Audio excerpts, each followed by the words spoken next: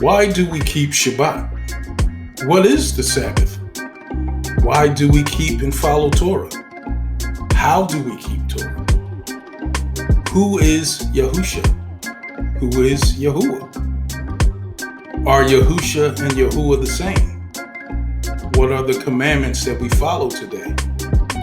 Is there a difference between the Tanakh, the Old Testament, and the Brit Hadashah, the New Testament? Are they one book? Or are they two books? All these questions and more are answered as we step into our new Q&A forum.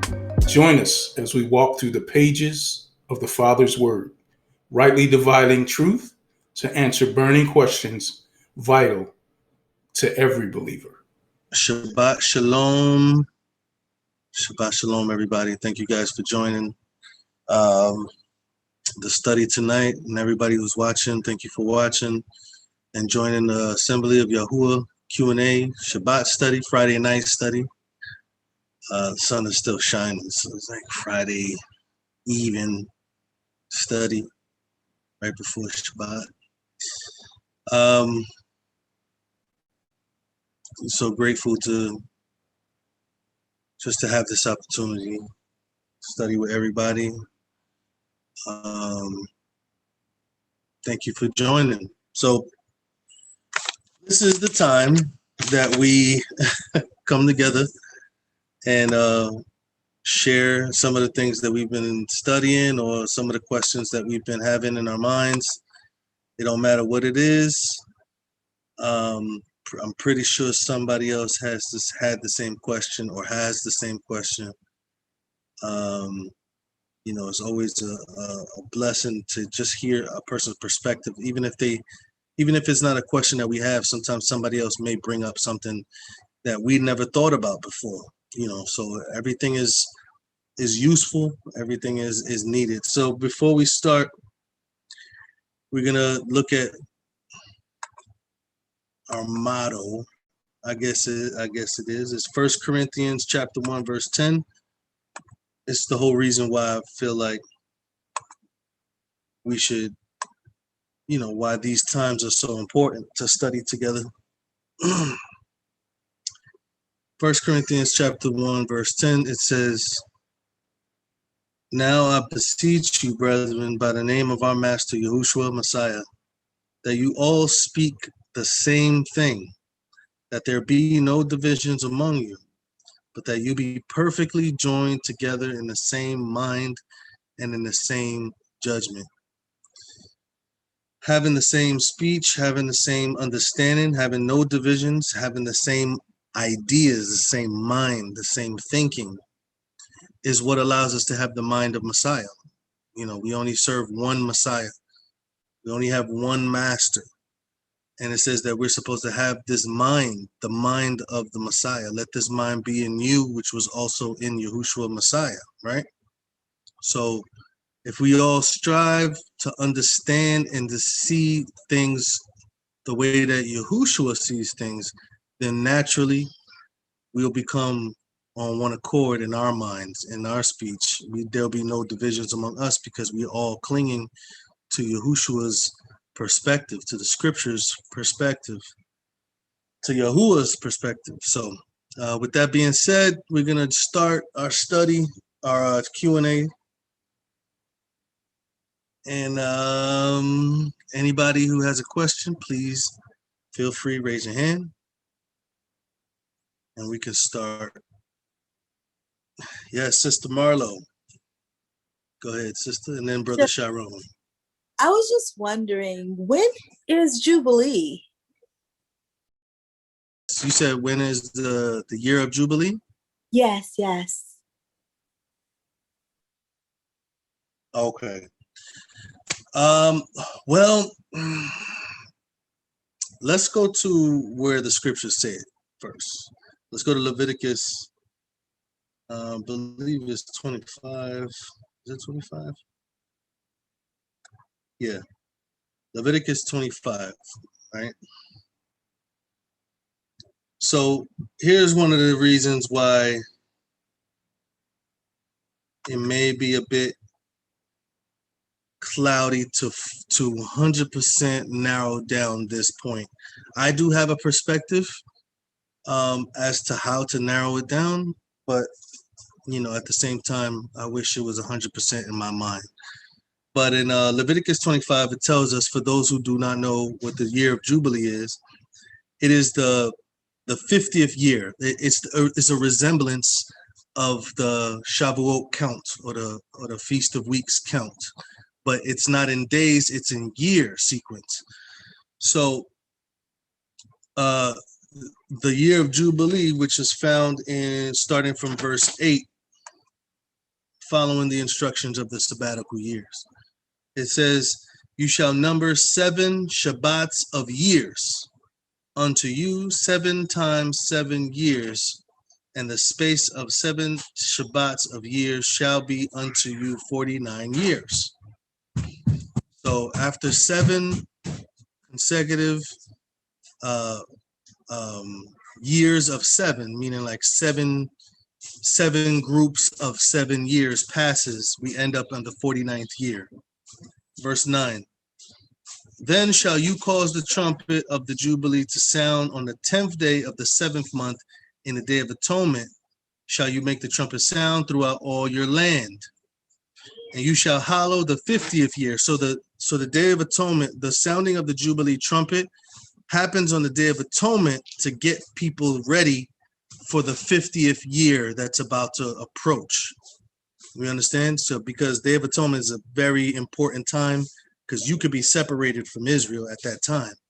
So this is like a trumpet sound, a warning sound of not only getting yourself atoned for, but also lining yourself up to receive this refreshing, this refreshing economic refreshing. That's what it is. So look what happens, right? Verse 10.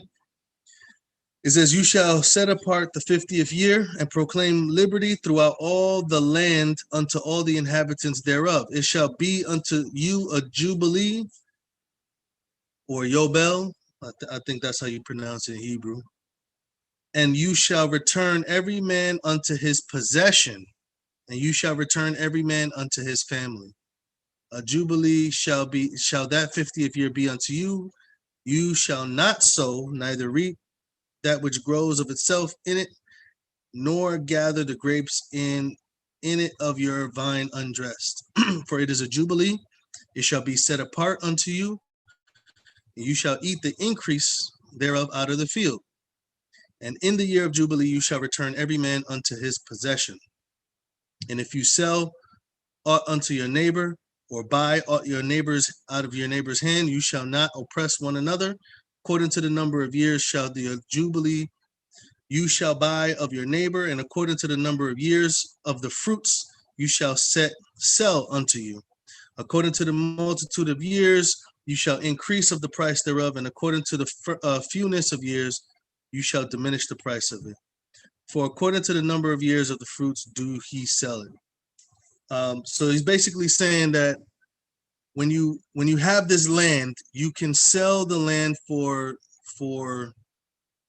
income, for whatever you need. You can trade it, you can sell it in order to provide for you, especially if you need collateral. You sell the land, and then it belongs to the other person amongst your people until the Jubilee. When we get to the Jubilee, it's an economic reset, meaning after 50 years, on the 50th year, everything goes back to its original owner. This is why Jubilee is very important for us, because it reflects what's going to happen in the new earth, that the inheritance of the earth goes back to its original owner, which is Yahushua.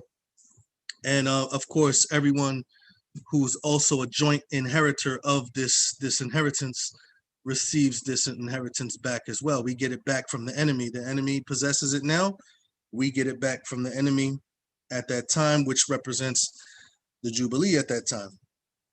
But as far as the earthly Jubilee that's counted, because of the captivities, it's kind of hard to narrow down about the Jubilees. But I do have a educated guess, I would say. When the when they went to captivity with in Babylon, in the book of Ezra and in the book of Nehemiah, it shows that the Yahudim, the tribe of Judah, went back to Jerusalem and rebuilt the temple according to Daniel 9:27 to the time of the Messiah. So when they were in captivity, they went back and received their possession back, and they got their inheritance back by the power of Yah. So I believe it reflects the characteristics of a jubilee. Everybody received their inheritance back when they went back out of the king of Persia's hand. So when everybody went back to Jerusalem and they rebuilt Jerusalem and they built their homes, they received their inheritance. Not all Israel, of course, because the 10 tribes are still scattered, but Judah was able to go back and restore what was theirs. Again, it's not 100%, but the characteristics of a jubilee fit. And the year that occurred was in 457 BC. So if we count from 457 BC down to where we are today, the next jubilee would be like in 2040 or something like that. You know, I know most people count when in 1942 when the United Nations gave the land to the people that's over there in Jerusalem now, but I don't believe that. I don't believe that. I believe that's a different prophecy. I believe 1940 whatever doesn't have nothing to do with what Yah does. The United Nations has nothing to do with what Yah is supposed to do. You're supposed to. Yahushua said that their land would be desolate until they say, "Blessed is he who comes in the name of the Master." And nobody has ever gone over there. That land is not reverencing the Son of Yah at all. So I can't really agree that the people in Israel now fit the criteria of receiving their land back. But I do see that they fit a different criteria. I think we talked about that another time. The Jubilees, that's kind of where I can pinpoint the time that they received their possession back. According to Leviticus 25, that's kind of the characteristics of what it looks like. But other than that, I wouldn't be 100% as to where it is, especially since we don't have our land and we're looking for a better land, as Abraham quoted. You know, I hope that this was somewhat helpful to continue this study, Sister Marlo. I'm sorry I can't narrow down 100%, but I hope that that helped. Do you have anything you want to add, just in case you could add to maybe some knowledge that people may not have? No, I thought for a moment there, I'm like, okay, I thought I could add. And I'm like, okay, what year is it? And then I kept going and I kept going, and I better add this to the question and answers and see what we come up with. So no, right. We can do this.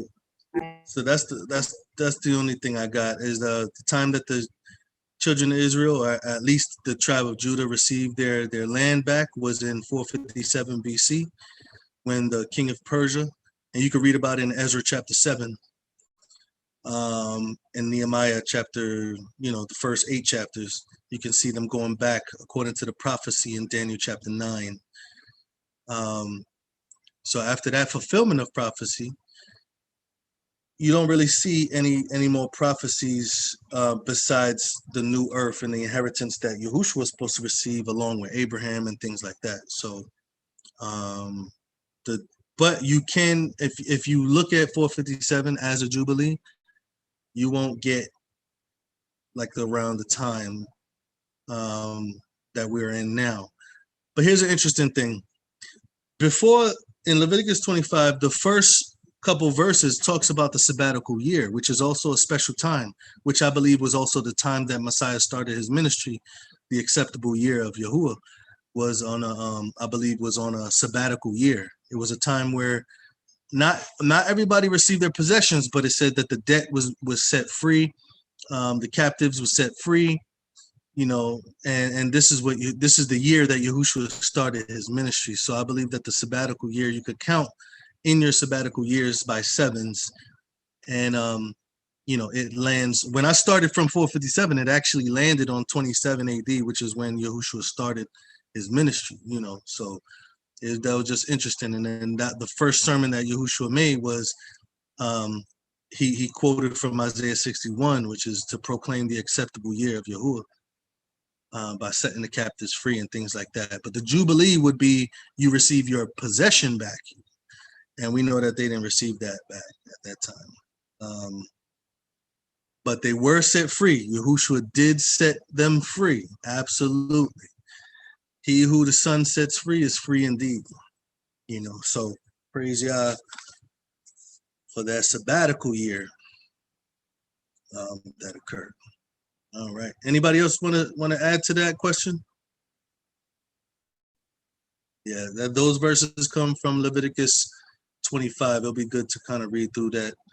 A lot of that is going to be fulfilled in prophecy as well when Messiah comes back.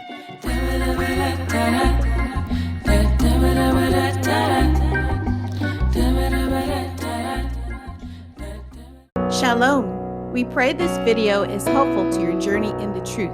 Remember to be like the Bereans in Acts 17:11, who received the word with all readiness of mind, then searched the scriptures to see if what they heard was true.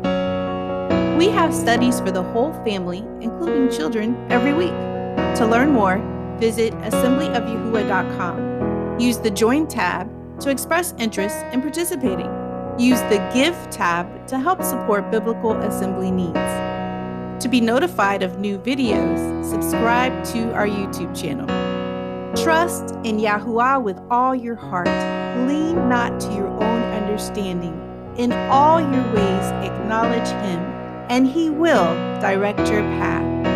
Much love and shalom.